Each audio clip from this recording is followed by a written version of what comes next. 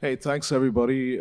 It's really nice to be here again after 4 years. I think 5 years ago we actually did the last Gesprächskonzert with Alexander Hacke, and that's when we introduced the pedal line, and actually just one particular pedal called the God Eater, which was designed for bass guitar, but then some suddenly became a favorite of techno musicians in Berlin.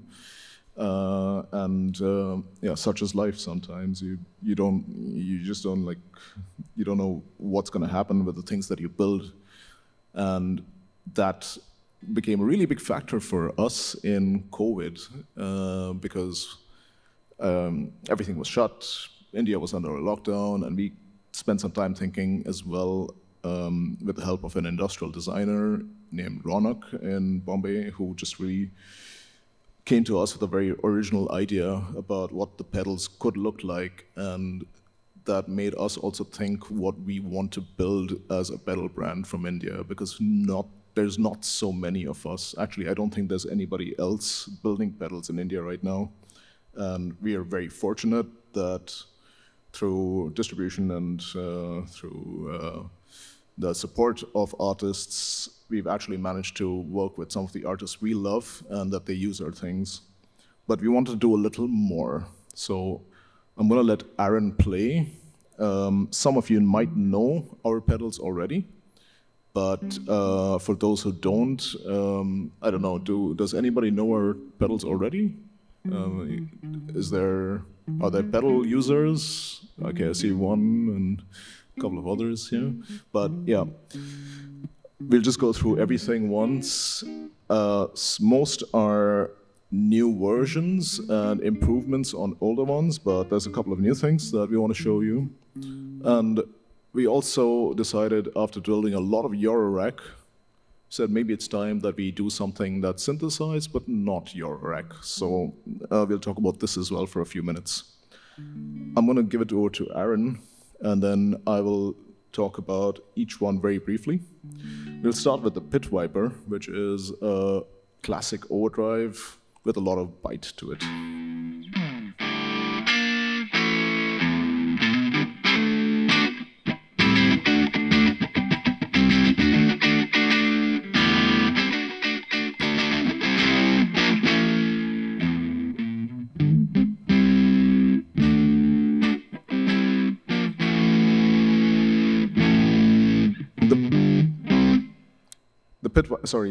The Pit Viper is really close to us because that was the pedal that got us into kind of the studios and the hearts of some of our favorite musicians, and it was pretty crazy. But when this pedal was, when Alan Moulder asked that we send this pedal to Trent Reznor, that kind of changed the life of Animal Factory as we knew it. So.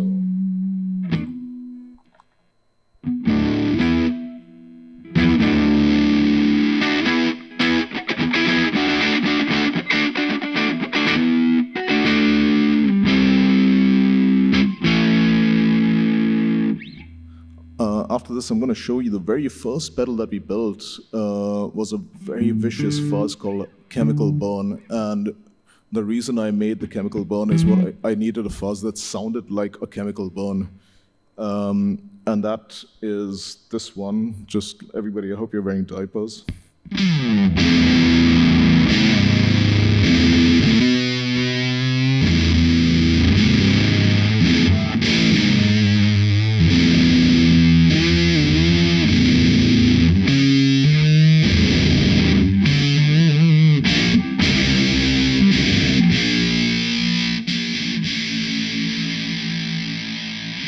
We made a couple of improvements by giving it a boost mode as well.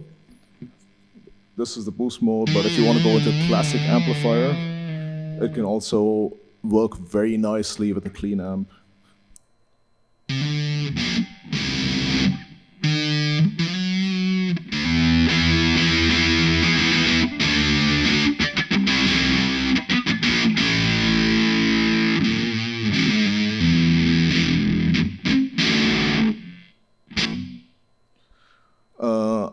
next up is our craziest pedal yet, and in the last version of the manual, we actually started writing.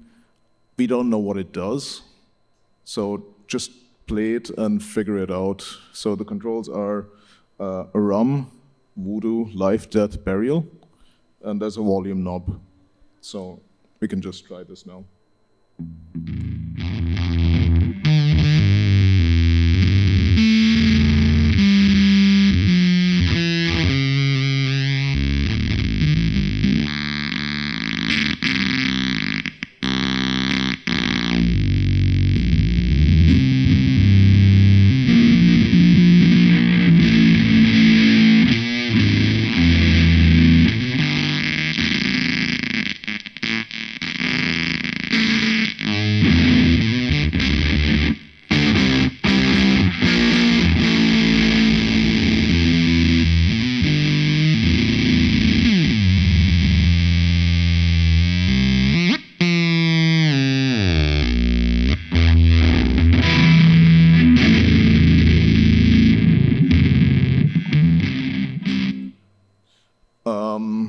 So that's the Baron. It actually works really nicely with the Gaudita when it's just doing its own thing and making bass oscillations.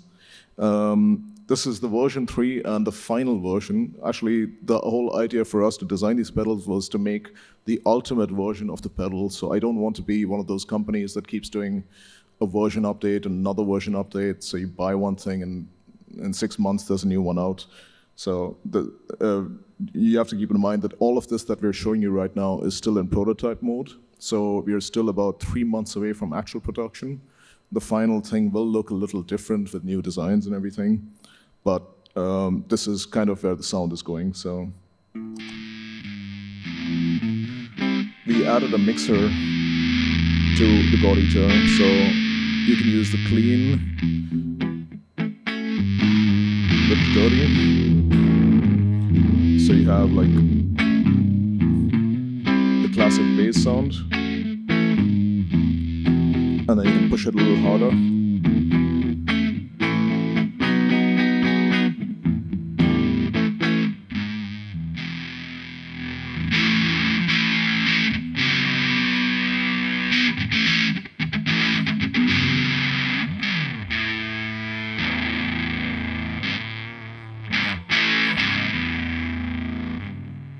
But for all of those of you who have said, like, you know, oh, we've seen all of this and it's really nice to see it in the new enclosure, we have something new for you. And you have to give Aaron a lot of the credit for designing the architecture of this. So this is our brand new phaser. This is probably going to be the first of two because we will be working on a bigger one as well. But it's called aphasia. It is an 8-stage analog phaser with 2 LFOs, one for the first 4 stages and one for the second, like the last 4 stages. And you can do some really crazy rhythmic things, and this is what it sounds like.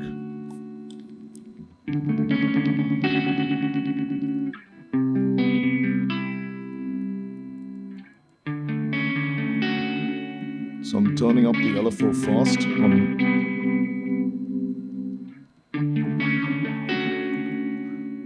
By pressing the buttons, I cycle through wave shapes.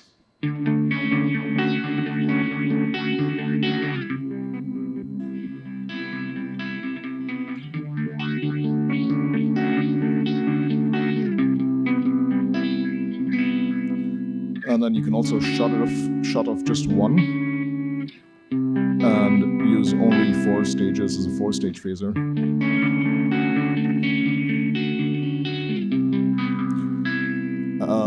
But for those who also, like, we will be adding clock and LFO sync and stuff like that to this. But you can also just hold this and go into tap tempo mode and then tap twice. And the LFO syncs with the tapping speed and to double, quadruple, or the same tempo.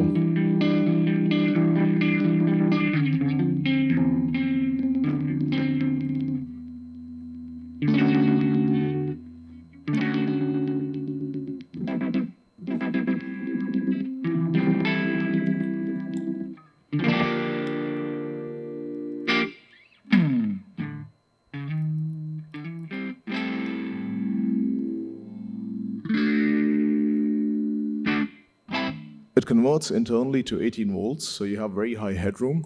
We wanted to build something that can take many different inputs, so you can have a keyboard input, or a guitar input, or a bass input. The depth knob is actually kind of working as the frequency knob.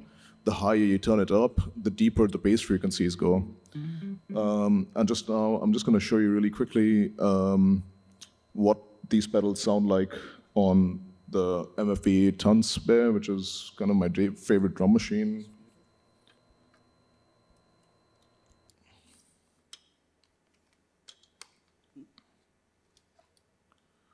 I think, can you cancel that?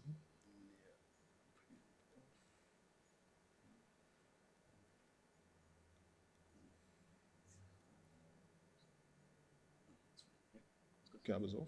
Yeah, cab is off. Okay.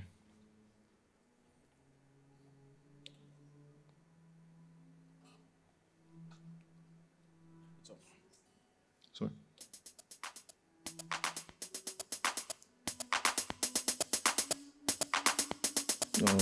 Manipulate.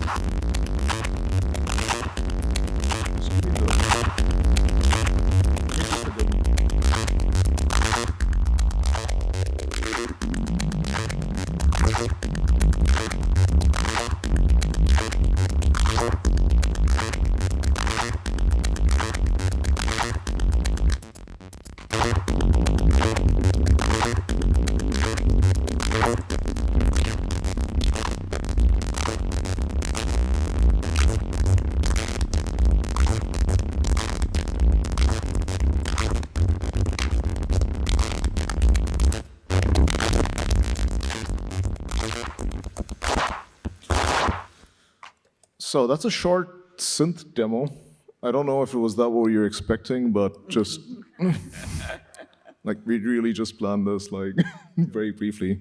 Last, I'm just gonna give you, since we're on the topic of synths, we're very, very proud to announce that through another collaboration with Filter Soup, aka Sanjay Das, very talented composer and we had no idea, but amazing programmer. We have finally developed a synth, and that is, I think it's probably a first for India. And it's, because we really wanted a standalone device. I mean, we don't come from Eurorack culture. We came from pedals, and also Eurorack is kind of it's a luxury anywhere in the world, but it's really a luxury in India. So we kind of really wanted to build something that would be just like you just grab it and you can start making music on it immediately. Now, I'm going to give you a little disclaimer before I play it. This thing has been built one night before our flight to Berlin. So it's still very much in prototype mode. You can get an idea of what it's going to sound like. but it's not really there yet.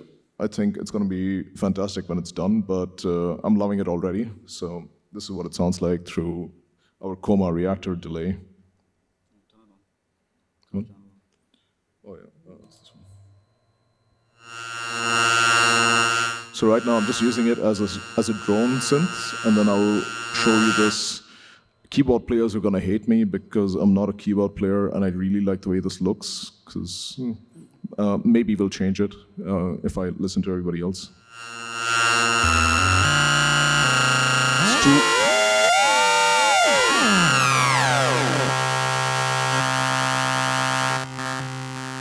These are 2 wavetable oscillators.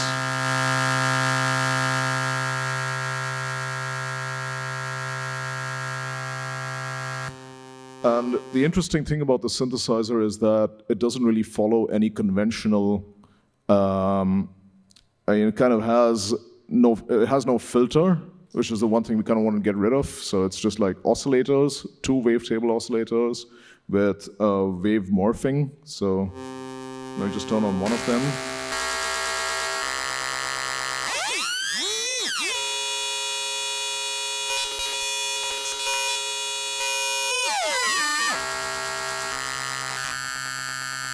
That goes into a barren sounding, or well, it's like this, but also like that, distortion unit. So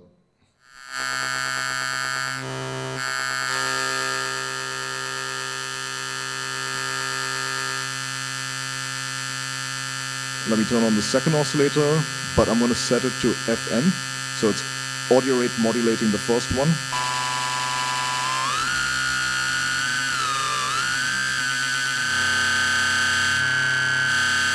And then there's a couple of LFOs.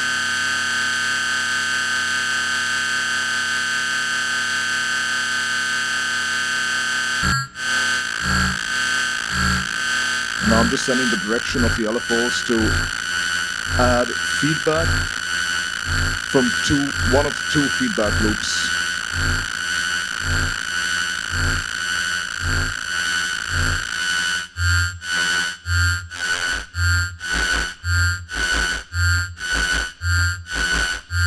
So as you can hear, there's a really wide variety of sounds from a very small thing which has no filter. It's kind of like, so Sanjay, who designed the oscillators, is from Calcutta. We are from Bombay. So it's West Coast and East Coast of India synthesis. And just maybe a little different from what the rest of the synth world is doing in some way, I guess. But we're still working on the VCA a little bit because it's based off one of our discrete VCAs, which is again based off a Buchla 100 series VCA. I feel it could be a little faster. So right now the sustain is set to maximum by default.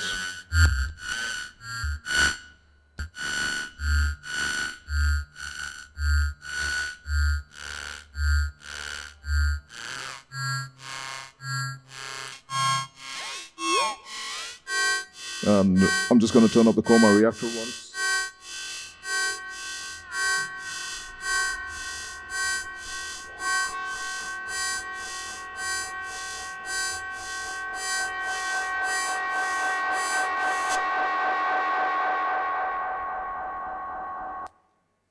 Yeah, that's all for now. Well, we've gone on for 20 minutes, I think.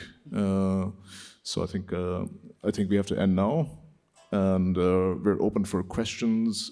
Just keep in mind, this is our only chance, because we don't do the strip very often. It's our only chance to get feedback. So if there's things that you liked or didn't like, or things that you think we should do better, we'd love to hear it.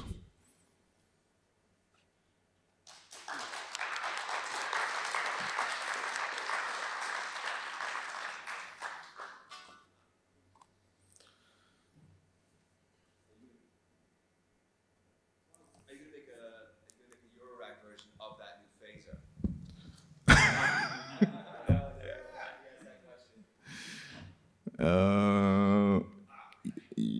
Maybe, but I think, so honestly, I think if we're making it, I would actually like to build it a little more full-fledged, maybe as a stereo version. or as a kind of like a kind of the way that Make Noise does their modules, that you have something that can be standalone, but also rack mountable, because we had a really complex idea for the big phaser, but it was a little too much to do 1 month before SuperBooth. We have successfully, and this will get you a little excited, we have successfully prototyped it as a 20-stage mono phaser, and also a stereo 8 and mono 16. But what I thought was actually kind of interesting is that we'd like to add more functionality to the routing. So it's got to be we don't want to just throw devices out. So I think maybe for SuperBooth 24, which is, by the way, 10 years of Animal Factory, for SuperBooth 24, I think that is the goal, that we have this device as maybe a phaser, maybe like a more complex filter unit. I really like the idea of desktop, but I can see that it will also work very well in a Eurorack context. So I do want to do a Eurorack phaser, but I don't think it's going to be this one. I think this one is something I'd like to do more for. It's a personal thing, because my first guitar pedal, and I didn't even have an electric guitar then, but I just liked the sound so much. It was a Small Stone from Electro Harmonics, so that was a phaser, and and I bought it for, I think it was how much is 1,200 rupees? Like 15 euros in today's currency. Well, so there was a lot more back then, but I bought it for 15 euros, and it's a 1971. I almost never use it. It's in a box, in the original box, somewhere safe. So I'm really attached to phasers. He hated the idea initially. He said, I don't want to do a phaser. And then when he started playing with it, he's like, no, I want to build this. And then he designed the entire LFO thing around it, and the interaction design also. So we will build another phaser that is more Eurorack suitable. I'm not going to promise anything yet about doing it in the Eurorack format, because I feel desktop might be better, but never say never. Yeah.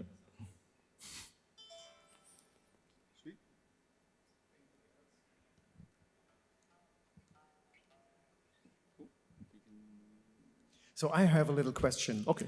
There was the pedal that does something else, you don't know what it is.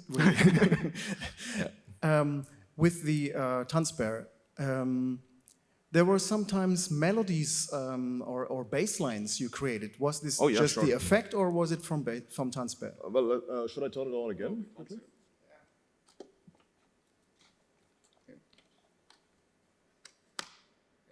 So I want to turn only a couple of channels. Sorry, I'm just going to turn a couple of channels on so that you hear what the pedal is doing, because we can't really explain what's happening, but we can give you an idea. So.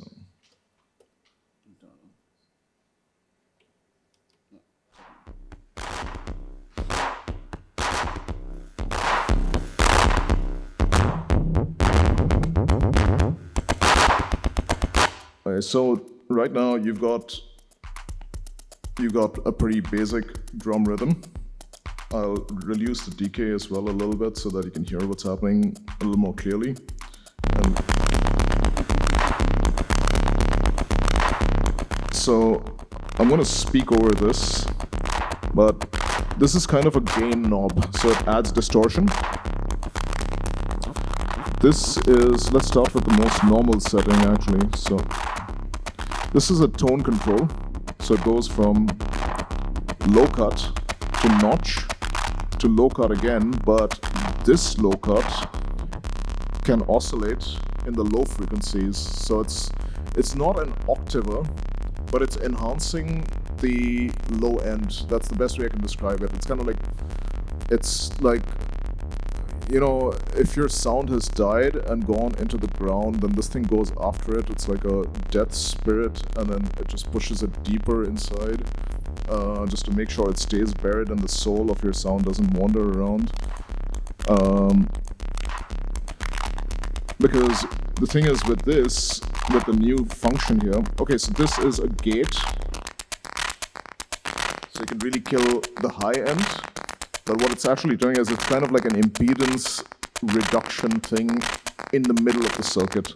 So it's just like taking out all the bass, and then you can use that as I used to use this at gigs as a high-pass filter, but it's not a filter, but it also filters, so yeah. Because this and this together are very powerful. This is a feedback loop. In the Eurorack version, it is controlled by CV. It will be here as well. So I think we'll make it envelope controlled. So like the harder you hit, the more it feeds back and then normalizes. Or we will make it externally LFO, CV. I don't think we'll make it clock control because that doesn't work. We tried. And you can really add things to your sounds. So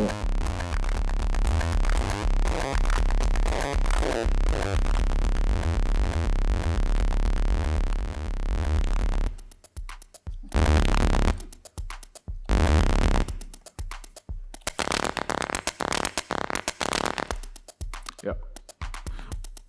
I don't know if I answered your question, but well, pretty well. Yeah, it's well. By the way, team distortion. I'm too. Team distortion. I had the question. What's your idea about quality distortion? I think we all can hear that. But yeah, what's your idea about distortion? It sounds amazing, by the way. Oh, thank you. I started making distortions the way I make them because for two reasons. One, it was very expensive to buy them in India, and you couldn't get anything that was like not a Boss or a DoD pedal. And even like at that time, I was just like, because I was a college student, and just to buy one of these things, buying imported musical instruments in India was just exorbitant. And like everybody else, I found schematics on the internet and I started making it myself. And I thought, okay, this is going to be really easy. It wasn't. But I think two things really worked in my favor. I started at a time when everybody was making copies of really boring overdrive pedals. So I had a reference that I said, I don't want to sound like that. You know, right now it started again, everybody's copying. I mean, not that nothing is really original. I'll just say that up front. Like everything that we're doing here is established since the 1950s. You make it louder and you shape it. You take bass away, you add treble, or these are not original ideas, but I think what matters is more, I like clarity, so that you have distortion, which either has a lot of character, like Baron Samedi, or it has a lot of clarity, like the God Eater, or even the Chemical Burn, when it gets really messed up, is still, you can still hear what's happening. It's not lost, you know?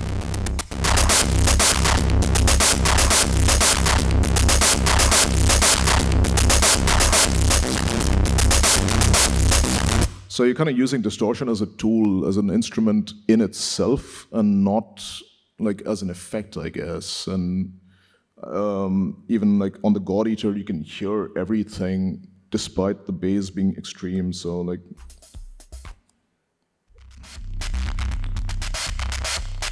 so I think one of the biggest moments for me was when I was talking to a couple of really influential mastering engineers.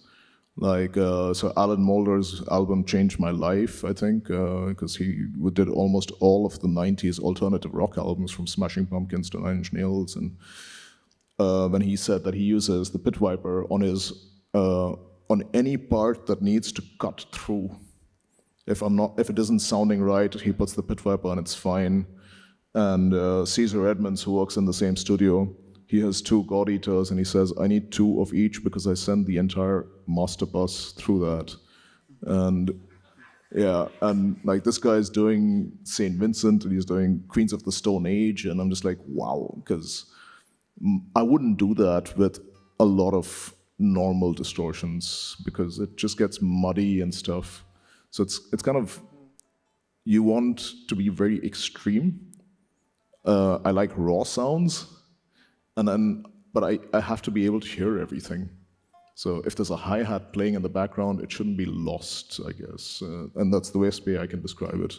I don't know, what do you think? I just like loud things. Yeah, it's got to be loud. It has to be really, really loud. Like just, we like to smash things in some sense. Yeah. So yeah. I'm very fond of the idea of clarity and distortion in the same place. So, any questions? Any further questions here? Maybe you can quickly describe how come the God Eater produces so much bass where other distortions just remove the sub bass. I feel like whatever I put into the God Eater, it comes out with more bass. I love it. It even makes bass on its own. So can you describe to us simple people how that works?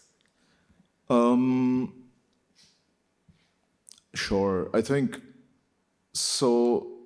The first thing I have to say that the God Eater is. I was a big fan of the Electro Harmonix Big Muff pedal, but that's based on transistors. The God Eater is based on CMOS. And the one thing that I felt that was a little lacking in the Big Muff is that it done, like even the bass Big Muff, the biggest problem with most bass fuzzes, not all, there's some really powerful ones out there, but most bass fuzzes have to blend back the clean signal. In the God Eater, I'm kind of overloading the clipping circuit with bass, and then I'm actually, weirdly enough, I'm not really filtering out the bass. So there is a little bit of a low cut at the later stages. So not at the beginning, but later. There is also a low cut at the beginning, so you can choose where you want to generate the bass. Because if you do it, maybe if you hear it, it'll make more sense. So this is the God Eater with early gain, so I'm going to turn up the gain to maximum.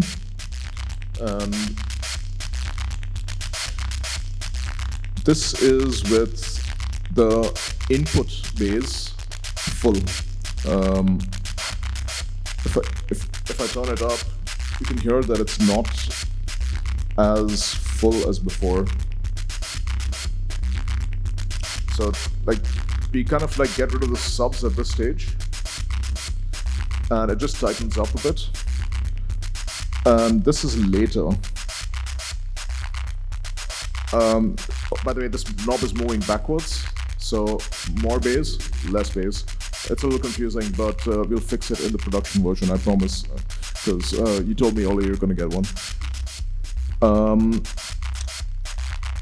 The other thing that we're doing that's in this version of the God Eater, I think I feel like this has a little more bass because we are actually increasing the headroom in the final stage by running it off double the supply voltage. So you have a little more, I guess, like even in some sense, not just the voltage, like not just the size of the signal, but maybe a little more current to play with as well. So you can get, I can run it with, this is a full signal synthesizer, and right now it's running off 18 volts internally, so you don't really hear much in terms of distortion, even though this is maxed out, and this is maxed out.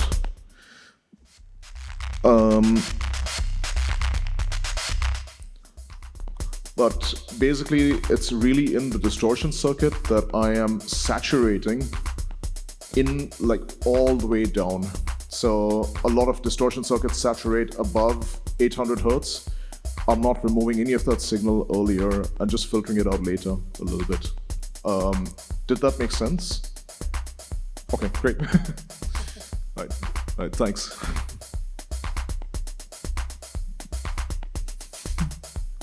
Okay, thank you very much. I'm afraid we are running out of time because we needed some time for the next Gesprächskonzert, which is cross-patch. I see our friends here. In about 10 minutes, I think. Oh, okay. So thank you, Aditya and Aaron. Thank you.